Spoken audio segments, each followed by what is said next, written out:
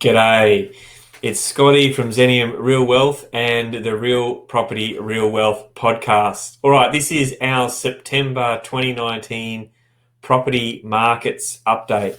We call it property markets because, as we all know, there's not just one Australian property market. That's very general. There is a bunch of property markets that make up our Australian market. So we kind of take a look at the ones that are performing and the ones that aren't. All right, so as a recap, if you missed our last week's episode, we spoke with Mark McGill. Mark was an architect who turned dark, a bit like Darth Vader, and went to the dark side and became a real estate agent.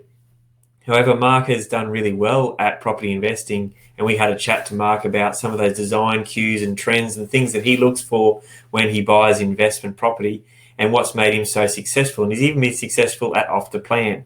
So look that one up on the Zenium Vault or the Real Property Real Wealth podcast.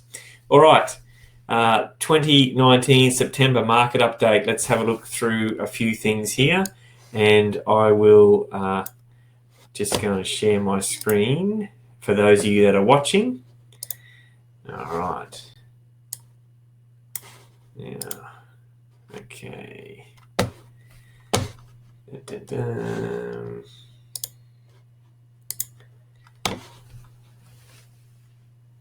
Okay, so this month, again, we saw interest rates do nothing. The RBA has left interest rates on hold, and that has meant that absolutely nothing happened. All right, you guys see my screen now? All right, so we've got up here an ABC News article simply saying that interest rates are to stay on hold at 1% as Reserve Bank holds fire despite stalling economy. All right, so big news is no news, okay? Interest rates are on hold. Pretty sure that everybody that is associated with Zenium or the Real Property Real Wealth podcast already knew that. But there is talk of a quarter basis points cut before the end of the year. The thing is, there's always talk of cuts or rises or whatever, and really you can read into that however you want. We always cover interest rates on our market update each month, and really it's just a number, okay? Does it give sentiment? Does it say that this economy is going some way, is going another way? That's for you to decide. But at the end of the day, we just report, okay? All I can say is that it's really, really low, okay? Compared to long-term averages, it's really low. And in fact, it's getting a bit too close to zero for my liking. And we'll touch on that later on in this episode, because we'll talk about negative interest rates and what that actually means. All right, so let's go to some news reports around the country. Okay, what do we got here? Okay, we have Australian property markets roar back to life after 22 months of falls. Okay, this is a Yahoo Finance. So anything with the word finance means it must be right. Okay, so national home values grew by 0.8% over August, suggesting the Australian property market may have turned a corner. So that's good. Let's write an article just out of one data set, and we'll make an article out of it. Pretty much that's what this article's about. This is the first time since the national index has increased since October 2017. CoreLogic revealed. All right. It came after July, which saw property values neither increase nor decrease. So that just means that the month before they did nothing. This month they have grown a little bit. Look, a month is a pretty small time in property, okay? If you can try and track a property market's forecast by month, and using that crystal balling, you're doing really well. So we might just leave that one there. You can go across here. We will look at how each state performed. So Sydney total return, is down. Brisbane was up, Melbourne was down, Adelaide was up, Perth was down, Hobart was up, Darwin was down, Canberra was up. Like, it's literally It's like running your finger across your knuckles, up, down, up, down. It's all over the place. So it's really still a mixed bag. And once again, this completely demonstrates what we said at the top of the hour with us saying that there is not one property market. There's so many different markets that make up the Australian property market. All right, next article we have to buy or not to buy, news.com.au. Australian housing prices set to shift. Well, awesome. What does that even mean? Okay. Australia's housing market is in a situation that can't continue forever, and a seasonal change will give us answers sooner rather than later. Once again, I think this is another fluff and bubble article that's just grabbed a piece of data and decided to make an article for clickbait. Once it says here, Australia's housing market is in a situation can't possibly continue.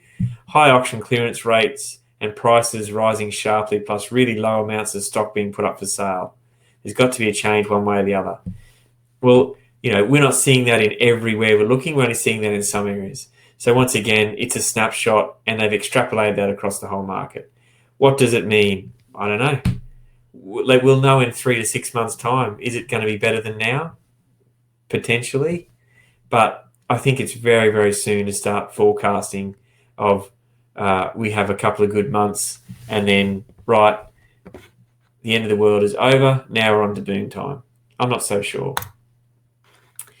Next article, domain.com.au. Melbourne's spring housing market set for a slow start as buyers compete, but owners hesitant to sell. I've read through this article. Once again, it just goes round and round. It says that it's a slow start, but auctions have been really popular. There's not much stock, but there's not enough stock for buyers. It's just a talk article. But this is the sort of stuff that's in the media. The reason I'm showing you this is because this is the stuff that gets talked about on social media, mainstream media, and at the pub, right? Oh, did you see that article on such and such? Auction rates are this. Oh, did you see that latest developer that went bust? Did you see this? Did you see that? And all it does is it's talking points. But what's the reality? Where's the reality? It's too early. You can't judge Australia's property market on 1 month's activity. It's ludicrous. All right. Finder.com.au. Oh, this is a reliable website. Is the Australian property market starting to recover? Question mark. A mix of positive and negative economic signals make it hard to read the property tea leaves. Well, this guy's pretty much saying what we're talking about tonight. Okay? It's just what we're seeing is that fluctuation at the bottom of the market as an overall. It's just there's been limited activity coming into here.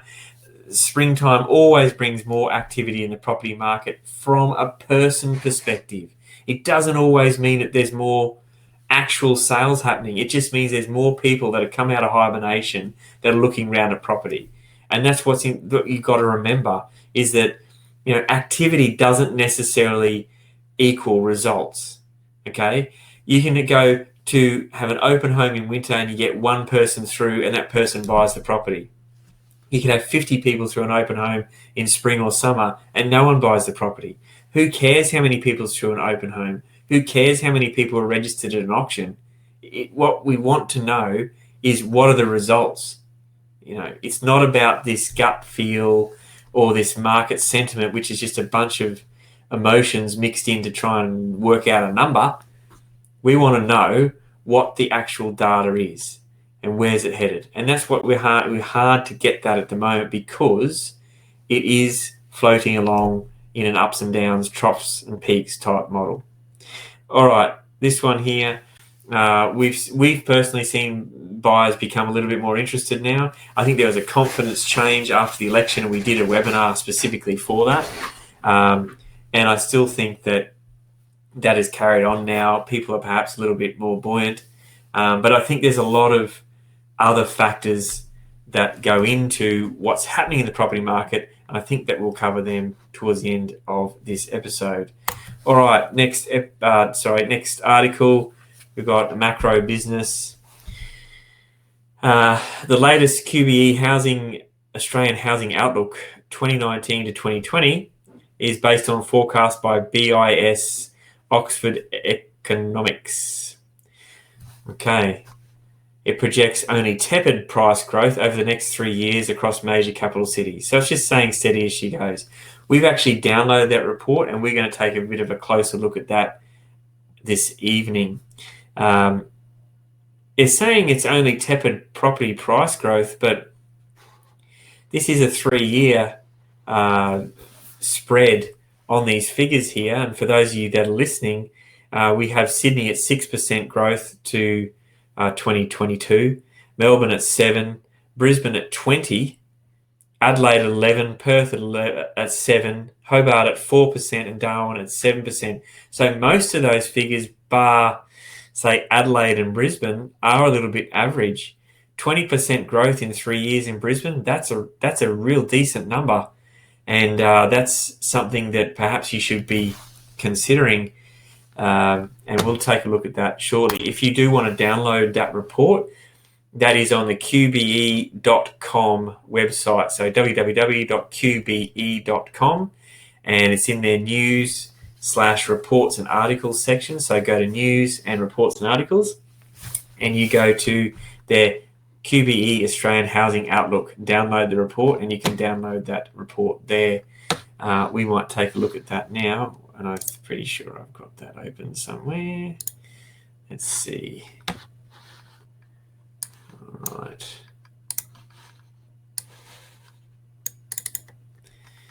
Okay, so let's have a look at this QBE report. Now, for those of you listening, we've got a whole bunch of numbers on the screen. For those of you watching, it's all color-coded, so it makes it nice and easy.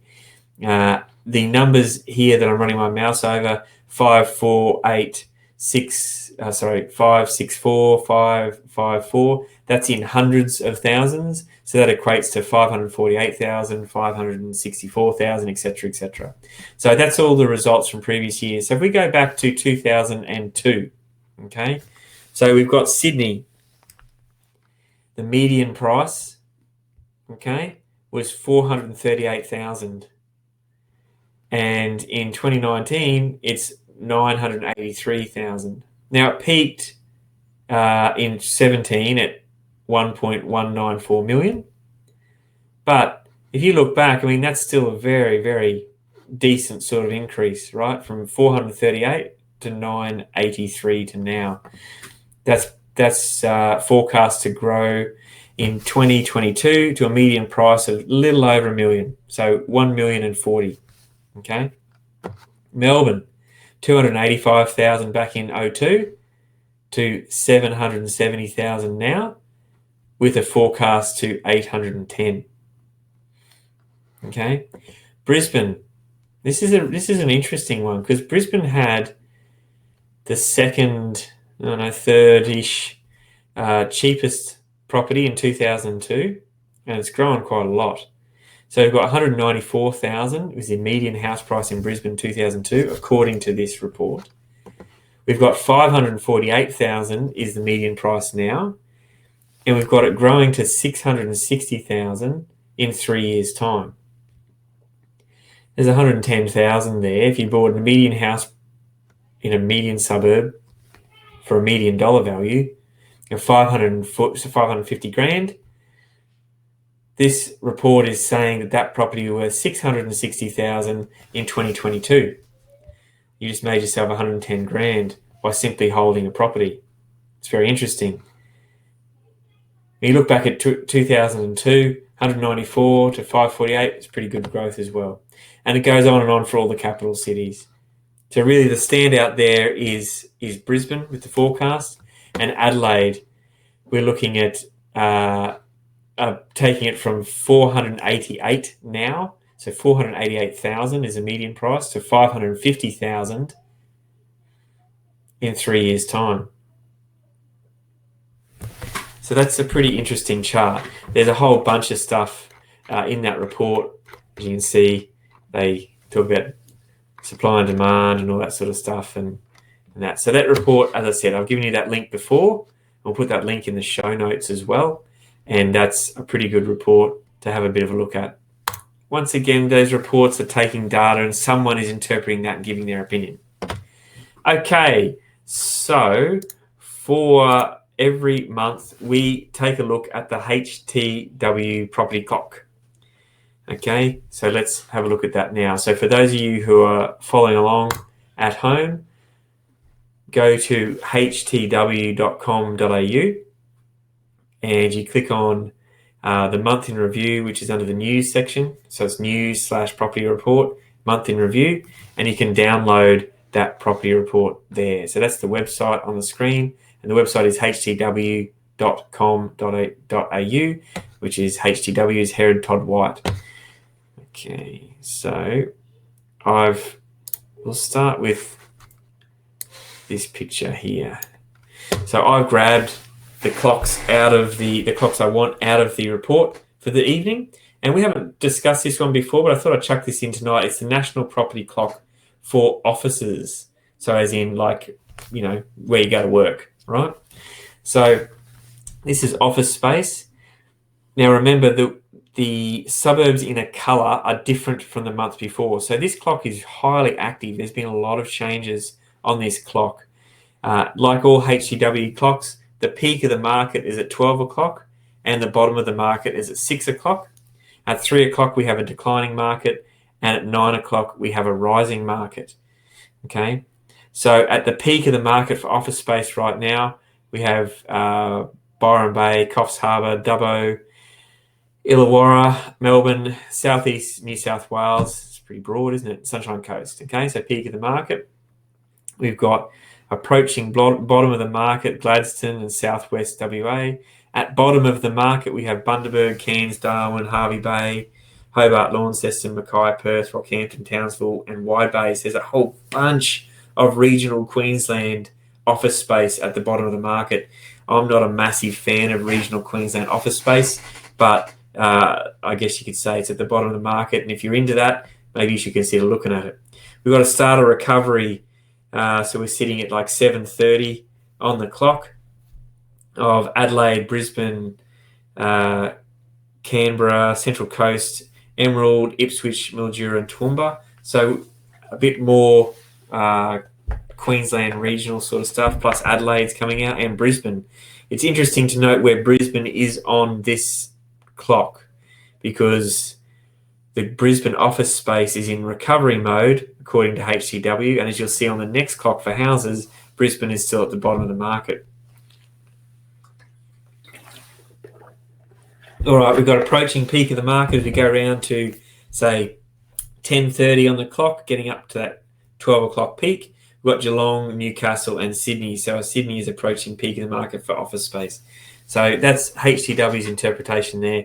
We don't do a whole heap in office space, but I thought it was interesting because it was a highly active month with all the colour on there. And it's also interesting when we compare it to the next clock, which is the houses clock. Okay, so Brisbane, for example, is at 6 o'clock on the national property clock for houses from HTW, which is the bottom of the market, whereas their office space was in recovery mode at the top of the market. Sorry, not the top. It was moving around to a rising market to hit the top of the market. So it's interesting to see where commercial and retail office space and that sort of thing sit, as opposed to houses and units and that sort of that comparison. Does one lead the other? Does one follow the other? It's all very good questions, and you need to come to one of our training days perhaps to go in depth into that, because we've only got 30 minutes on our episodes and we've got 11 minutes to go. All right, so we'll have a quick look at the property clock here. Let's see if I make this any bigger. Yep, I guess it's bigger, not really. Okay, we have top of the market, Sunshine Coast. So Sunshine Coast has been sitting top of the market for quite some time. Okay, so it's sitting there. It hasn't fallen. It hasn't done anything. It's just sat there. So that's quite interesting. We've got Albury, Bathurst, Canberra, Dubbo and Wodonga up there at peak of the market as well. We've got the falling market. Now, remember, the coloured ones have moved since the month before. There hasn't been much movement on this clock, but one of the movements is Ballina and Byron Bay is in the starting to decline. So it's at like the the two o'clock sort of time, 1:30, 2 o'clock on the clock. And we've got all that Central Coast, Coffs Harbour, Geelong and Lismore sitting there. And we've got a declining market of Gold Coast, Kalgoorlie, Newcastle, Southwest WA and Southern Tablelands. That is at the 3 o'clock position, declining market. Approaching bottom of the market, we've got Broome, Geraldton and Illawarra. And the bottom of the market, which is always good to look at, Alice Springs, Brisbane, Bundaberg, Darwin, Ipswich, Melbourne, Perth, Rockhampton, Southern Highlands, Sydney and Toowoomba. So there's quite a lot of those Queensland towns in there again. And also at the recovery time of 7:30, Cairns, Gladstone, Mackay, Port Hedland, Townsville and Whitsunday. So that's in that Queensland area, apart from Port Hedland, which is in that recovery phase of the market. We've talked about Mackay for the past 3 months. Rising market, Adelaide is now moved from recovery over to rising a couple of months ago, so that's been interesting to watch. Emerald, Hervey Bay, Shepparton, Mildura, Launceston, Karratha, Barossa Valley, Adelaide Hills. Approaching peak of the market, Hobart and Tamworth. So Hobart's one to watch. It's been really, really active, and I think it's probably going to move to peak of the market pretty soon. So we need to keep an eye on that. And then we're back around to the peak. Okay, so that's the HTW clock for the month. Not much has changed since last month. So those areas that we would be looking at is for decent buying in a discount, sort of that Central Coast, possibly Byron Bay. It's very expensive at Byron Bay to want to be on a discount. The Gold Coast, Newcastle, that sort of thing. We're looking for positive cash flow and perhaps looking to enter into the development side of the market or to do a construction project is your Brisbane. Really Brisbane. Sydney has moved down there now as well. That'd be something to look at, and possibly Toowoomba. Rockhampton, you could look at positive cash flow there. Yes, it does deliver some good cash flow. Perth's been at bottom of the market so long, it's really hard to know when that's going to move. I'll be watching office vacancy rates again on that. And then we look at developing or buying with, with potential upside on all those areas on the left-hand side of the clock from, say, 7:30 around to 10 o'clock. And that's in some of those Queensland regional towns and a few other places like Mildura and Shepparton, Launceston, etc. So that's the rundown of the National Property Clock for Houses by HTW. Okay, the final couple of things that we're going to look at here is we'll look at where we are in the overall cycle with Phil Anderson's clock. So make sure you jump on and join up on Phil Anderson's new subscription service, which is coming on pretty soon. We'll put those notes in there as well. All right, so the 18-year real estate clock, this is where we always go and say, well, where are we in the overall cycle? This is dated. We're still sitting in the mid-cycle slowdown period. We're coming into or in now. You sort of don't know these things till you've left them most of the time. But, Phil's clock there is dated at, we are in the mid-cycle 2019 to 2020. And that's still what we're seeing. We've just got those weird ups and downs all over the place. And that's that sort of stuff we're seeing there. So that is always a great resource. Okay. We will have a look here at the Xenium Action Compass, and we'll grab this one here. Okay, we'll make that a bit smaller. So we want to know here. We've talked about what's happening with the HTW clock and what suburbs are where. And this is what let's take a look at Brisbane, for example, and Perth and Sydney. They're all sitting at the bottom of the market. So what can happen in that instance, and remember we're talking about houses, we're not talking about units, is that this creates an undersupply in this part of the cycle, and we would be looking to go in to get positive cash flow. Okay? So that's the sort of stuff we're looking at in Brisbane, and you'll be looking at in Sydney. Now, what is positive? If you can get positive cash flow in Sydney, Sydney's a big place, right? So you can't just think Sydney CBD because you're probably not going to get it, but there's plenty of other places you should be looking. So maybe go out the west and that sort of thing. And there's some good buys to be had. And if you did anything at Perth, you would absolutely be wanting to do it for positive cash flow. And unless you had really, really deep pockets and you wanted to land bank, because that's the phase we're in now. Okay. So if you look at some other areas like, so we go to Ballina and Byron Bay, we're not really buying there. We've got a client who maybe wants a holiday home there. That is in the discounted buying in the carnage section. So should we be able to go in and get a really good price in Byron Bay right now? Yeah.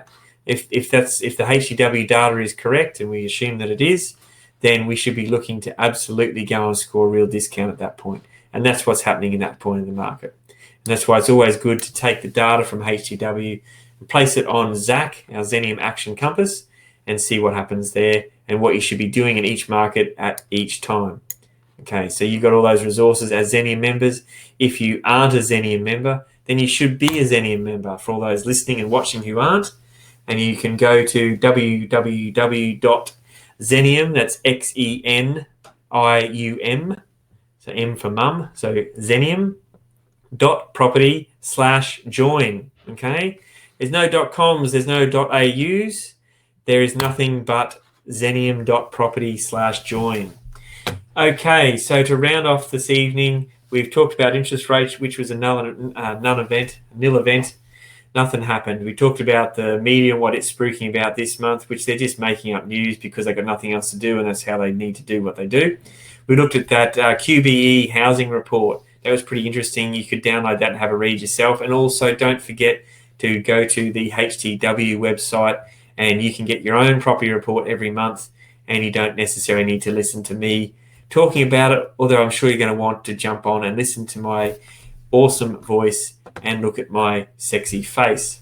The last thing we're going to cover this evening is negative interest rates. We had a discussion with a couple of clients this week, and this discussion led ourselves to be talking about negative interest rates.